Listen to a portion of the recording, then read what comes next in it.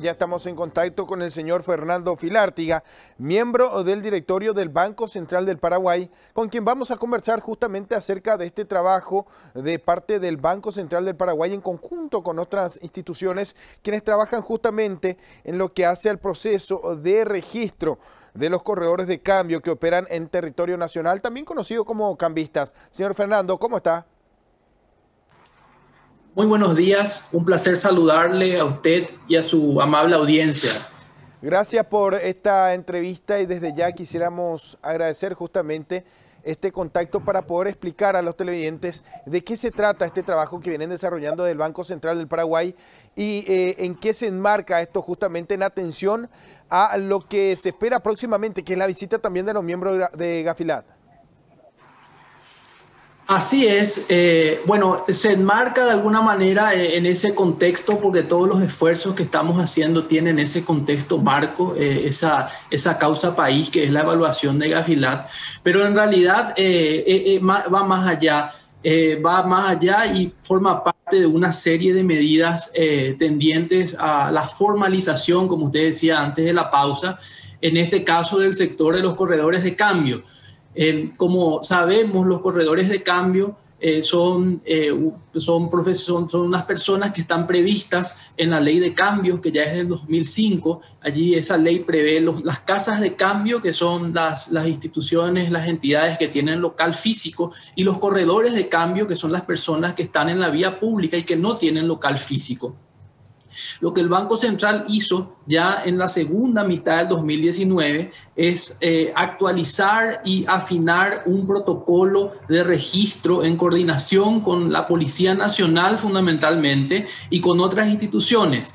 El registro consta, tal como dice su nombre, de un registro público disponible en la página web del Banco Central del Paraguay, donde están inscritos los corredores habilitados por la banca matriz, por un lado, y por otro lado consta también de una credencial que tiene medidas de seguridad apropiadas, incluso un código QR que deben portar los corredores en la vía pública.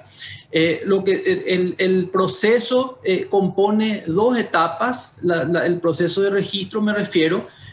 La primera es en sede de la Policía Nacional, hay una serie de documentaciones que están aprobadas en la resolución.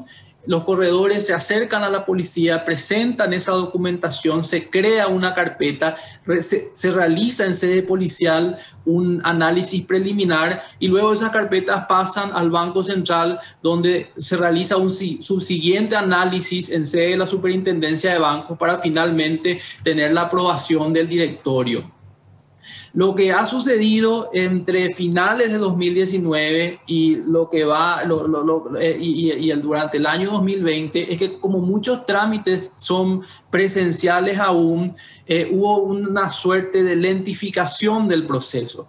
Entonces, lo que el Banco Central a partir de este año, ya semanas atrás, ha impulsado son medidas para agilizar todo el proceso de registro y la formalización de los cambistas en acciones conjuntas con otras instituciones, de nuevo con la Policía Nacional, que es parte fundamental del esquema del protocolo de registro, y sumando al mismo tiempo a otras instituciones como la SEDECO para comunicar, para informar, capacitar al consumidor, al ciudadano. El ciudadano hoy día debe saber que existen dos tipos de corredores de cambio, los que no tienen credencial y los que tienen credencial y están registrados en el Banco Central. Trabajar con estos últimos significa trabajar en blanco, trabajar de manera formal. La SEDECO nos está ayudando con esa campaña de capacitación. La policía también reactivó o en realidad nunca estuvo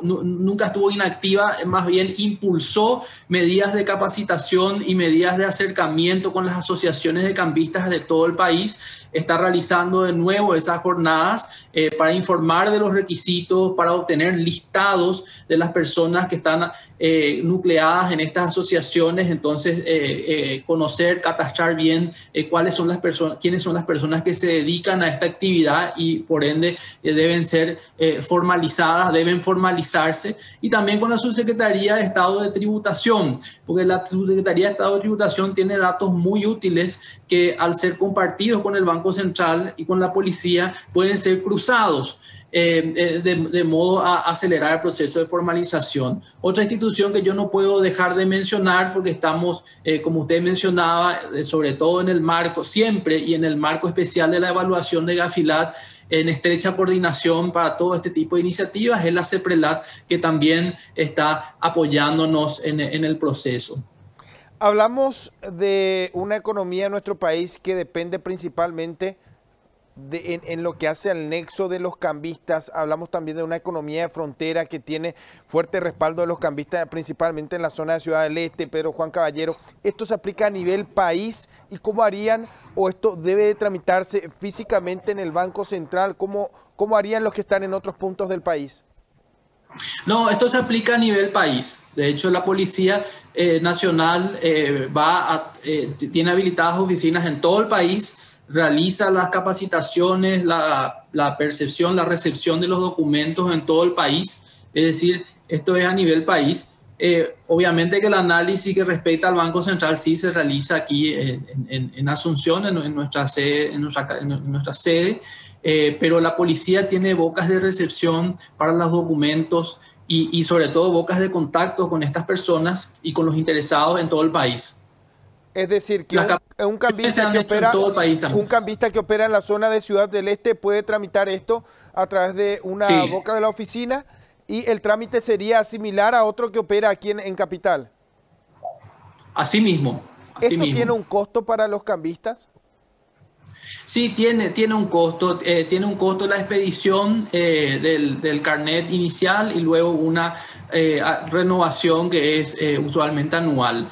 Está eso previsto en jornales en la resolución del Banco Central, que está disponible en nuestra página web. Ahora, cuando hablamos de un trabajo, un proceso justamente de control cruzado, debemos entender de que estos cambistas van a dejar registro de las operaciones que realizan en el día, o cómo se podría llegar a esto, porque justamente sabemos que cuantificar la informalidad es prácticamente imposible. Hablamos de una economía subterránea que es una realidad también que afecta a nuestro país. ¿Cómo operarían esto a partir de la formalización?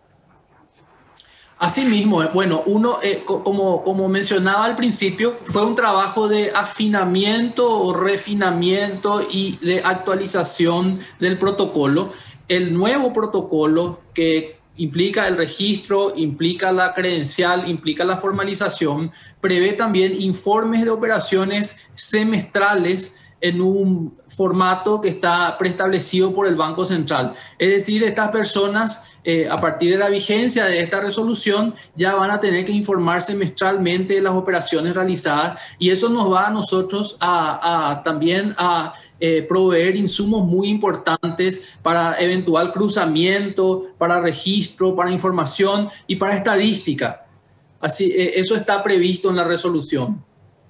Por último, y algo no menos importante también, como bien decía al arrancar esta entrevista, que si bien esto es un proceso que ya viene realizándose hace un tiempo, estamos de cara también a la visita de los miembros de Gafilat. Esto sin duda va a tener también una repercusión importante en lo que hace a los controles, y también para tener en cuenta, o qué podemos tener en cuenta dentro de lo que hace también a esta próxima visita.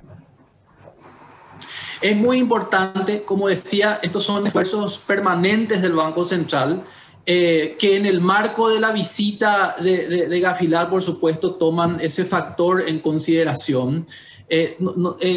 Quizá aquí quiero salir un poco de circunscribirme a los corredores de cambio, informar o comentar con la teleaudiencia que la CEPRELAT, que es la Unidad de Inteligencia Financiera, entre el año 2019 y el año pasado, ha renovado, ha actualizado toda la reglamentación que refiere a sujetos obligados a la Ley 1015, que es la que previene el lavado de activos el lavado de dinero o bienes. En lo que hace a sujetos obligados supervisados por la Superintendencia de Bancos, como es el caso del sector de cambios y el bancario, financiero, EMPES, etcétera, y la Superintendencia de Seguros, que son los dos supervisores naturales bajo el paraguas del Banco Central del Paraguay.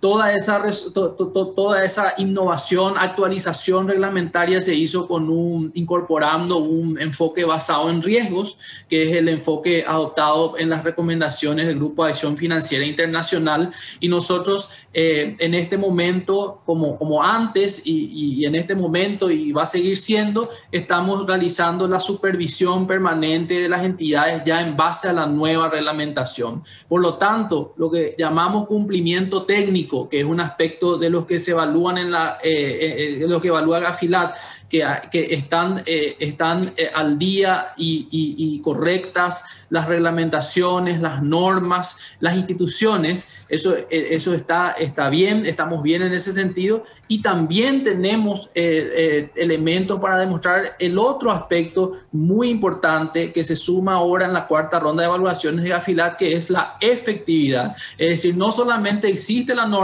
sino la norma se cumple. Y en ese sentido pasa lo que estamos conversando precisamente ahora. Existe un nuevo protocolo, existe un plan de formalización de un subsector en el sector cambios, y el Banco Central ahora, como desde hace un tiempo, está impulsando que esa formalización se traslade a la práctica y se materialice. Y allí entramos al campo de la efectividad. Señor Fernando, muchísimas gracias por la predisposición de siempre de conversar con nosotros. Valoramos su análisis y sin duda también aquí del canal de la producción vamos a estar acompañando este proceso. Muchas gracias. Un gran placer, muchas gracias.